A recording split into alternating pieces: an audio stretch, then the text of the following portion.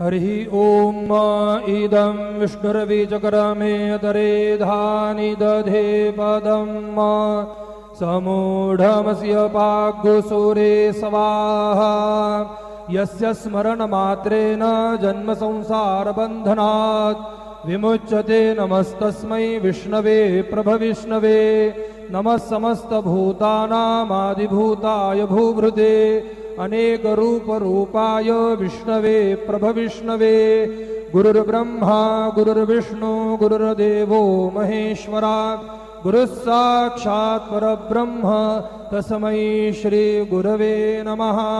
सद्गुरु साईनाथ देवताभ्यो नमः। सायं पूजनार्थे चन्दनं त्वां गन्धर्वा अघनौ स्वामिन्द्रस्त्वां बृहस्पतिः त्वामोघधे सोमो राजा विद्वान्यक्ष्मादम्